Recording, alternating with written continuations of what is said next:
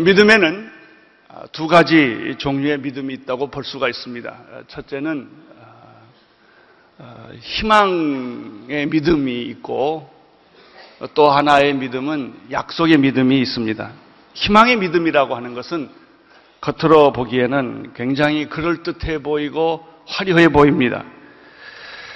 그러나 그것은 약속이 아니고 단순한 희망이기 때문에, 희망에 근거한 믿음이기 때문에 화려해 보이지만은 결국 내용이 없습니다. 내가 원하고 바라고 꿈꾸고 소망하는 것을 믿음이라고 착각한 거예요. 가장 무서운 착각 중에 하나는 믿음의 착각이에요. 믿음 있다고 착각한다든지 잘못된 것을 믿음이라고 열심히 믿으면 그것처럼 위험한 것이 없습니다. 여러분, 내 희망이 믿음은 아닙니다. 희망일 뿐이에요.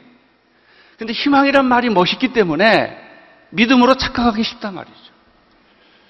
내가 그렇게 원했다고 해서 반드시 그것이 이루어지느냐? 아니에요. 이루어질 수도 있고 이루어지지 않을 수도 있는 거예요.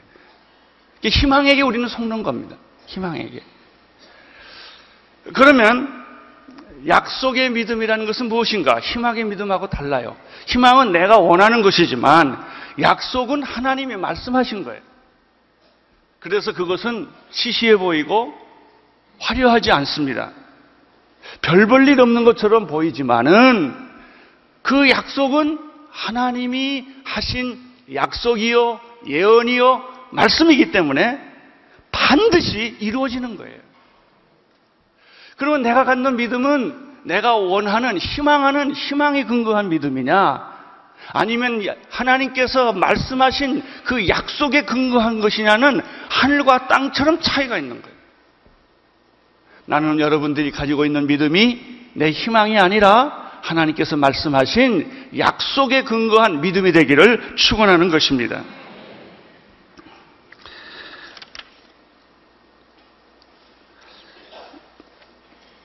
부활이라고 하는 것은 어떤 사건일까?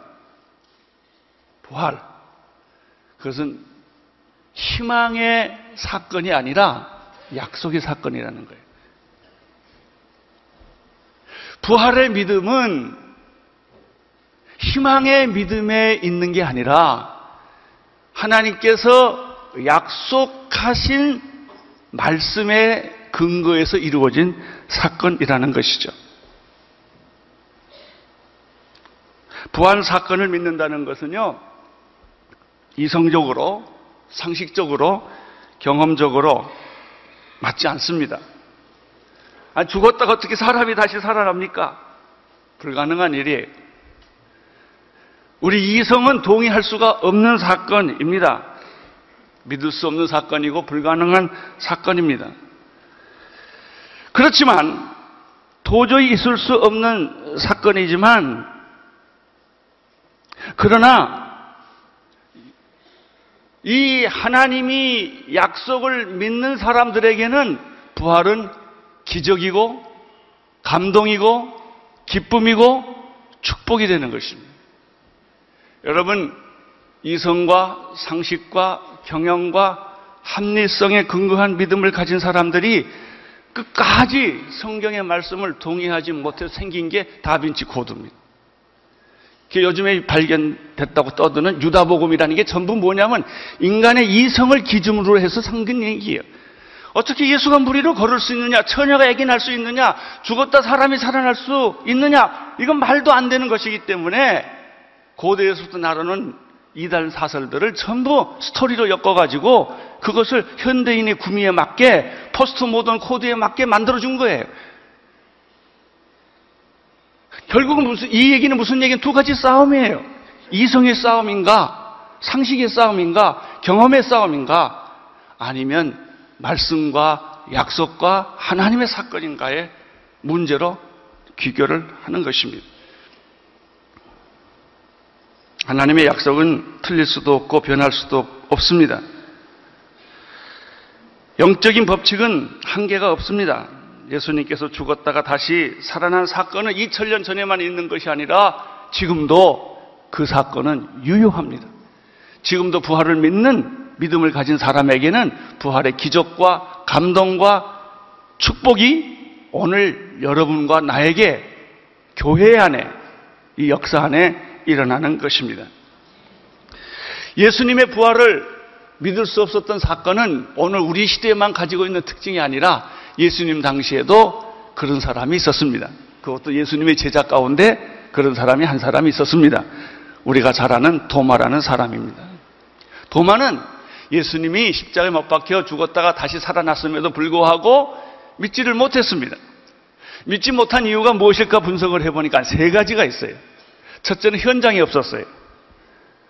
다른 사람들은 예수님이 부활하셔 나타났을 때 현장에 있었는데 아무튼 무슨 이유든지 현장에 빠졌어요. 어떤 사람 보면요, 결정적인 순간에 꼭 빠지는 사람들이 있어요.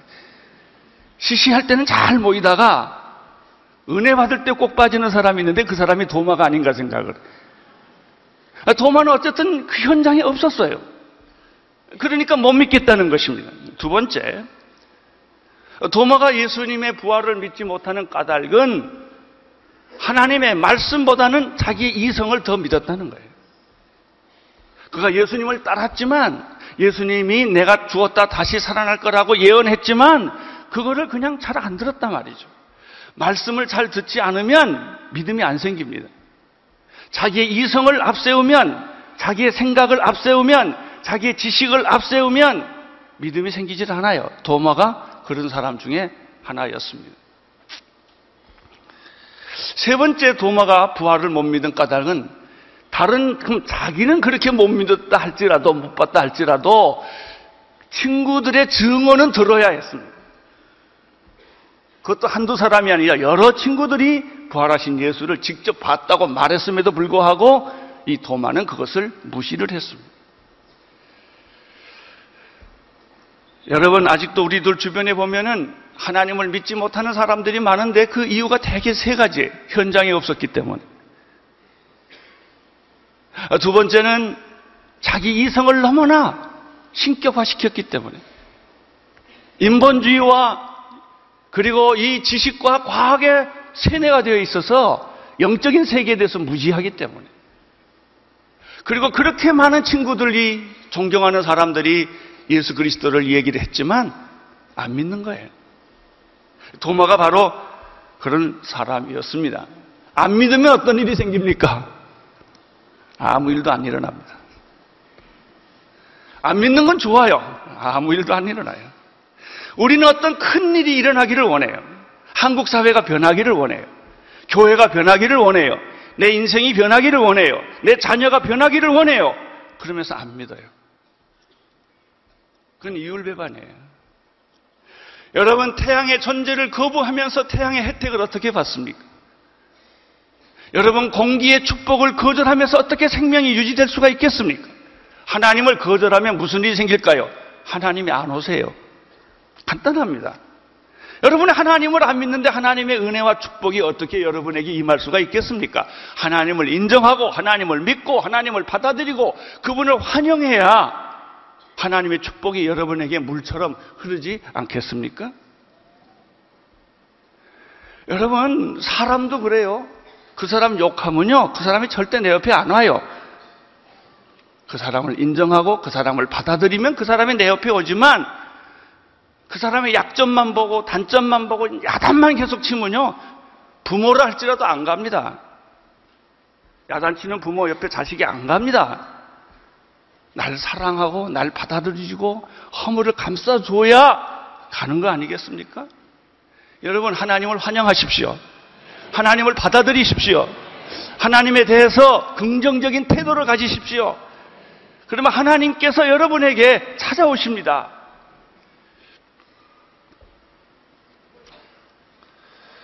믿음이라는 것이 이렇게 중요한 것입니다. 예수님의 부활을 거부하던 도마에게 오늘 성경에 보니까 예수님이 다시 찾아와 주셨어요. 여기에 예수님의 놀라운 은혜가 있습니다. 나는 거절했어도 그분은 나를 포기하지 않았고, 나는 그를 싫어했어도 그분은 나를 싫어하지 않았다. 내가 등을 돌렸을지라도 주님은 다시 나를 찾으셨다. 이것이 도마에게서 우리가 발견하는 사건입니다. 26절, 27절 함께 보겠습니다. 시작.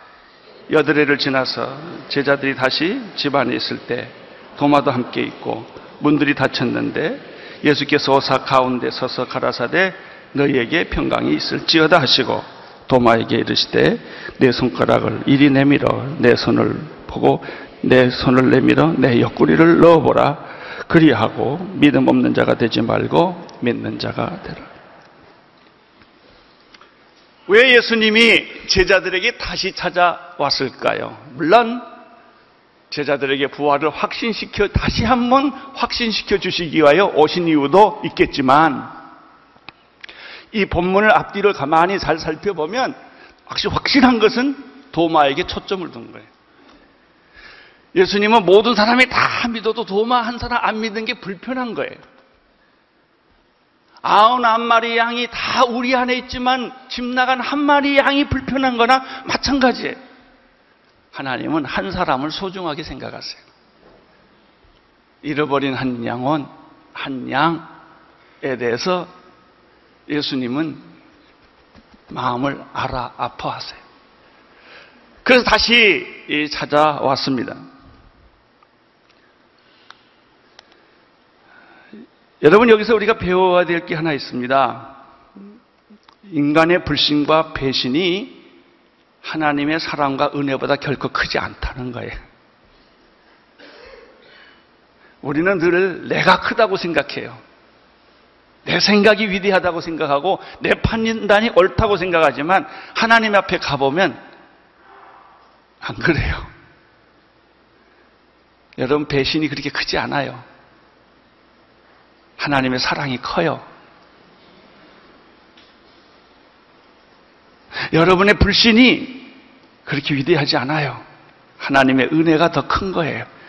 그래서 내가 살아난 거예요. 여러분, 죄보다 더 위대한 것은 은혜입니다.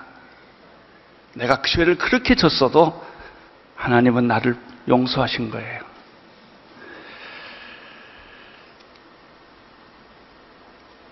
도마에게 나타나셔서 이렇게 말씀하십니다. 내 손을 내 옆구리에 넣어보라. 그리고 아주 중요한 말씀을 하셨습니다. 믿음 없는 자가 되지 말고 믿는 자가 되라. 사랑하는 성도 여러분, 오늘 부활절 아침에 주님이 주시는 메시지가 이거예요. 믿음 없는 자가 되지 말고 믿는 자가 되어라. 내 이성과 내 지식보다 더 위대한 것은 하나님의 말씀과 약속이다. 믿음 없는 자가 되지 말고 믿는 자가 되어라. 땅의 사건보다 더 위대한 것은 하늘의 사건이에요. 여러분이 인간의 생각보다 더 위대한 것은 하나님의 생각이에요. 믿는 없는 자가 되지 말고 믿는 자가 되라. 믿음이란 무엇입니까? 희망과 기대와 신념이 아닙니다. 착각하지 마세요. 자기 생각이 믿음이라고 말하지 마세요. 자기의 신념이 믿음이라고 말하지 마세요. 여러분, 내가 믿습니다 그래서 믿음이 생기면 얼마나 좋겠어요? 네, 철야기도해서 믿음 생기면 얼마나 좋겠어요? 금식해서 믿음 생기면 얼마나 좋겠어요? 아니에요. 그건 다 자기 열심이에요. 자기 열심이라고요. 자기 생각이라고. 그건 자기 문화라고요. 진짜 믿음은 말씀이에요. 믿음의 주여 우리를 온전케 하시는 예수 그리스도를 바라보라고 그랬어요. 진짜 믿음은 말씀이에요. 말씀. 약속이에요. 약속. 약속에 기초한 것, 그것이 믿음이에요. 28절을 읽어주세요. 시작. 도마가 가라되 나의 주여 나의 하나님. 드디어 도마가 깨졌습니다. 드디어 도마가 무너졌습니다. 이성의 벽 앞에 서 있는 여러분, 상식의 틀 안에 사는 여러분, 오늘 깨지시기를 축원합니다. 무너지기를 축원합니다. 여러분, 이 자연 조건을 다 벗어버리기를 바랍니다. 그 이후에 놀라운 영적 법칙이 있다는 사실을 인정하십시오. 믿음 없는 자가 되지 말고 믿는 자가 되어라. 드디어 도마에게는 새로운 세상이 전개되기 시작했습니다. 새로운 안목이 보였습니다. 새로운 세상이 열린 것입니다. 29절 보세요. 시작. 예수께서 가라사대 너는 나를 본 거로 믿느냐? 보지 못하고 믿는 자들은 복될지어다. 여기서 우리가 또 예수님에 의하면 두 가지 믿음이 있다는 걸 알 수 있어요. 보고 믿는 사람과 보지 않고 믿는 사람이 있다는 거예요. 진정한 믿음은 어떤 믿음일까요? 보지 않고 믿는 믿음이다. 보고 믿는 믿음은 뭐예요? 그것은 이성적인 믿음이고 합리적인 믿음이고 상식적인 믿음이죠. 아니 보고 누가 못 믿어요? 그건 믿음도 아니에요. 사실 우리가 믿음이라고 말하는 걸요, 가만 보면 믿음이 아니라 이성이에요. 다 동의해야, 이해되어야, 경험에 맞아야 아멘해요. 다 믿음으로 하는 것 같지만 절대로 그렇지 않고 다 이성으로 하고 있어요. 성경이 그렇게 기록되어 있기 때문에 내가 믿을 수는 없지만, 이해는 안 되지만, 성경이, 하나님이 그렇게 말했기 때문에 내가 이걸 믿습니다라고 말하는 게 쉽지 않은 거예요. 믿음은요, 벼랑 끝에 서 있는 거예요. 그렇게 누구든지 쉽게 믿을 수 있다면 무슨 믿음이겠어요? 본 거로 믿느냐? 아까 할 수 없어요. 예수님도요, 못 봤기 때문에 못 믿겠다는 사람은 예수님 보여는 주세요. 그 야단치지는 않으세요. 걱정하지 마세요. 보여는 주는데 다 보여주고 나서 하시는 말씀이 네가 봤기 때문에 믿느냐? 보지 않고 믿으면 진짜 믿음이다. 보지 않고 믿는 믿음이 뭐예요? 약속의 믿음이에요. 성령 충만한 믿음이에요. 보지 않고 믿는 믿음은 영적인 믿음이에요. 오늘 우리 온누리교회 성도님들이 우리 한국 사회를 보는 눈, 역사를 보는 눈, 교회를 보는 눈, 여러분 자신의 인생을 보는 눈이 영적인 눈이 있게 되기를 바라고, 성령 충만한 눈이 있게 되기를 바라고, 말씀의 눈이 있게 되기를 바랍니다. 세상 교육 따라가지 마세요. 세상 풍조 따라가지 마세요. 세상 여러 가지 좋다는 거 같이 딸려갈 게 아니라고요. 믿음으로 사셔야 돼요. 말씀으로 사셔야 돼요. 약속으로 사셔야 돼요. 새하늘과 새 땅을 늘 바라보면서 사셔야 하는 것입니다.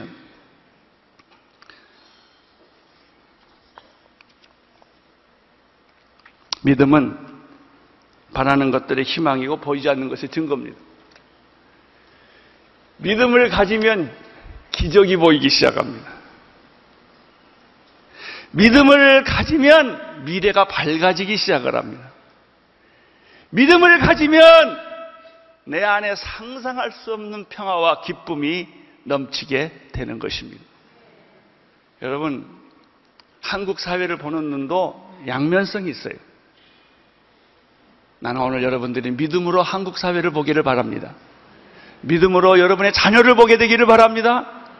믿음으로 여러분의 미래를 볼 수 있게 되기를 축원합니다. 미래는 하나님이십니다. 우리의 미래는 하나님이에요. 우리의 미래는 영원한 것입니다. 할렐루야.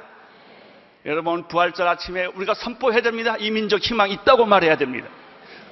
우리 교회, 우리 사회, 우리 개인에게 하나님이 주시는 이 약속이 있다고 믿으십시오. 여러분의 인생이 달라질 거예요. 하나님의 축복이 여러분 모두에게 함께 하시기를 축원합니다.